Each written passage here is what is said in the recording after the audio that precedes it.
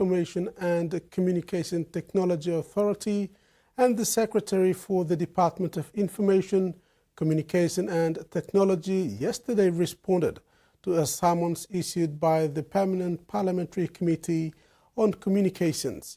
The committee was concerned about the conflicting reports regarding the shutdown of Facebook, where the NICTA CEO and ICT Minister, through written statements, expressed having no knowledge of the shutdown by the police.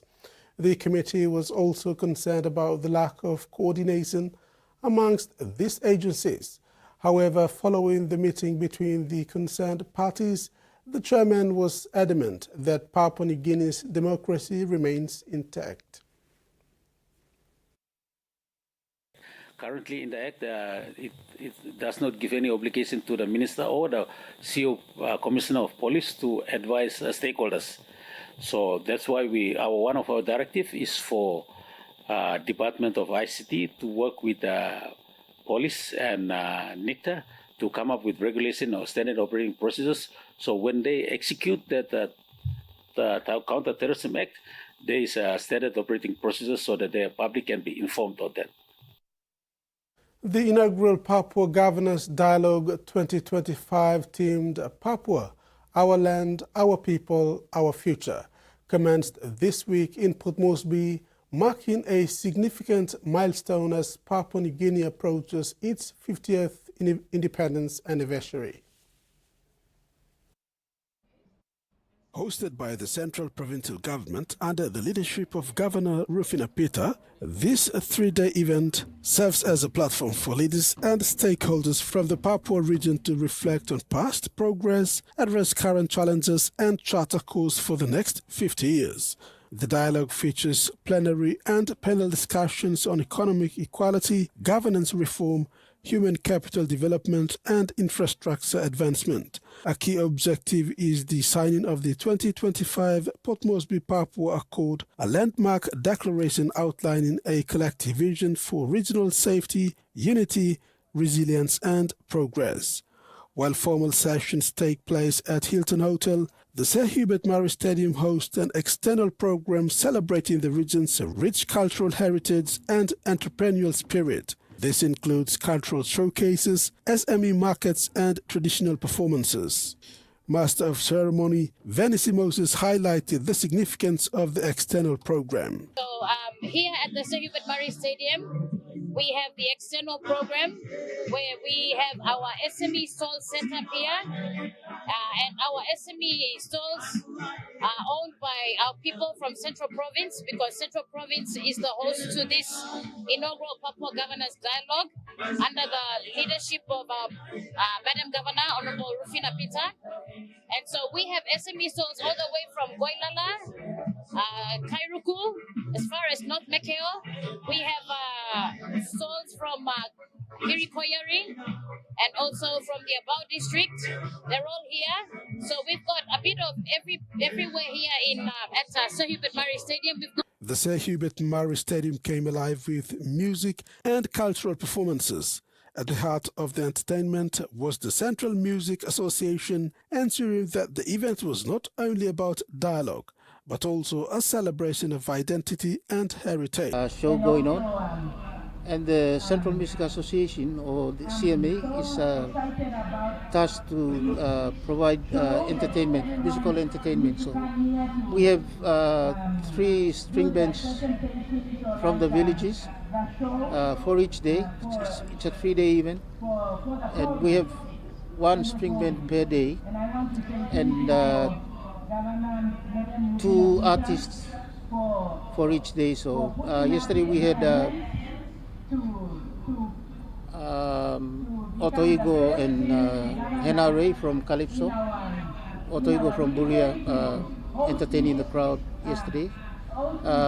Turnout was not really good, but there's a bit of improvement today, so I'm happy. Today was the second day, and I myself and Hichigolo provided entertainment. The Papua Governors Dialogue 2025 not only addresses critical regional issues but also fosters community engagement, cultural preservation, and economic empowerment, uniting the people of Papua region as they look forward for a promising future. At the Papua Governors Dialogue External Program, a local SME is using ink to preserve cultural identity. Tattooist Eric Raka from Tubusereya village proudly showcases traditional tattoo designs passed down through generations, a powerful way to keep traditions alive through ink. I'm here to display my traditional tattoos. These tattoos are from my grandmother, late Marama Maimuhenao. And I am here proud to showcase her tattoos. And what I have in front of me are tattoos from Tubusera village. The clan is Kwaradubuna and also Gunina. My grandmother is from Gunina and she got married to Kwaradubuna. And all these tattoos are from Gunina and Kwaradubuna. These tattoos are mainly used during the festivals, the Hirmale festival, and also any other traditional activities or traditional sing-sings, traditional dances. When this taking place, these tattoos are displayed on the body of the females. Turning abroad, the New South Wales Premier revealed the state government is open to buying back Sydney's Northern Beaches Hospital. It comes after inadequate care led to the death of 2-year-old Joe Massa. The toddler's name is set to be enshrined in legislation as the government moves to ban public-private partnership at emergency care with Joy's Law. Feet that have left a big mark. We are making sure that what happened to Joe doesn't happen to anybody else. When Joe Massa's parents first met with the Premier last month, they gave him one of his boots as a reminder of their fight for change.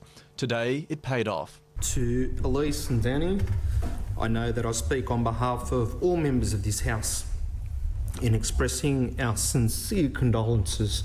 The government put forth legislation banning the use of public-private partnerships to run urgent care hospitals like Northern Beaches Hospital. It'll be affectionately known as Joe's Law, after a brave little boy. Hours after being admitted there in September, the 2-year-old was dead. A review found multiple failings in his treatment. It's substandard. Healthscope is contracted to run the hospital until 2038, but with the company in financial trouble and preparing to potentially sell the business, the Premier's open to a buyback. I'm not going to rule anything out. In relation to Northern Beaches, I'm not ruling anything out.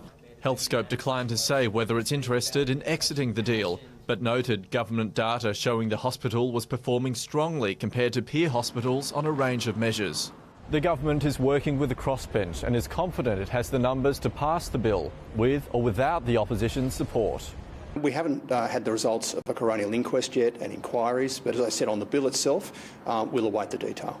Today, Joe's parents brought another pair of his shoes in the hope no other parents will have to walk in theirs. Despite Australians paying $6.8 billion for insurance within their superannuation funds in 2023 to 2024, new research by Super Consumers Australia shows that 1 in 4 don't know what insurance they have in super. Super Consumers Australia's Pulse survey is based on the responses. More than 1,500 people aged between 18 and 75 years old gathered in May 2024 found that default insurance cover in super has left many Australians paying for insurance they don't know about or don't understand. Lyndall Jordan is battling cancer, so a fight with her super fund was the last thing she wanted. Being through terminal illness, sickness takes over capacity to even live a normal life, let alone fight a David and Goliath fight. Until she made a claim, the Aware Super Fund member says she didn't realise she was paying for a default insurance option with income protection cover of just $1,000 a month. It's been really difficult, very difficult. Aware Super has apologised to her, saying there is always room to do better in how we handle insurance claims, but also said Miss Jordan was paid out the correct amount for her policy and encouraged members to check their level of cover. Each year, Australians pay $6.8 billion for insurance within their superannuation funds. New research shows 1 in 4 don't know what insurance they have in super, and more than half of 25 to 29-year-olds are unaware default insurance normally starts at 25, even though they've recently passed this age. It's often only at claim time that people realise that they don't have a policy that protects them. Corporate watchdog ASIC has put super funds on notice after launching legal action against industry giants Australian Super and Cbus for delays in their handling of death benefit and disability claims. The government has also called on super funds to do better when it comes to customer service.